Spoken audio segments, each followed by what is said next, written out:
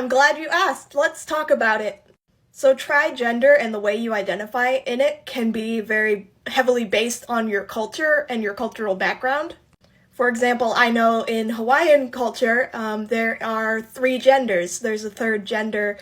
I forget what it's called, I'm sorry, but if you happen to be Native Hawaiian, you could identify as that third gender and then man and woman. Or if you happen to be, from Native Hawaiian background and on the other side you have a different background that also has a third gender, you can identify as those 2 non-binary genders. And then take your pick if you want man or woman or not even another non-binary gender.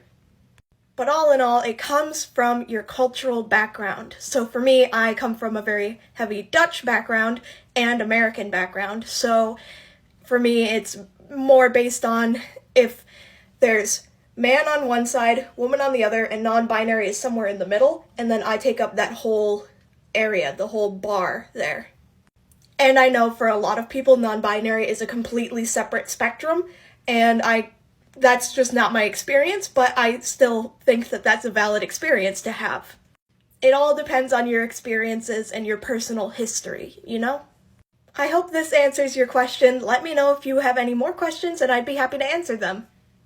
Oh, I think I forgot to mention, for those of you who are newer here or just don't know, I identify as trigender. This is my trans identity, and I am a man, a woman, and non-binary. So, take that bar again, man, woman, non-binary.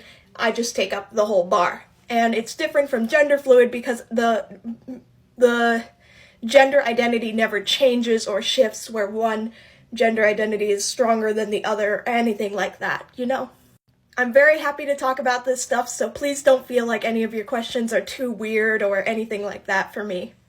But of course, do try to phrase them in the politest way you can.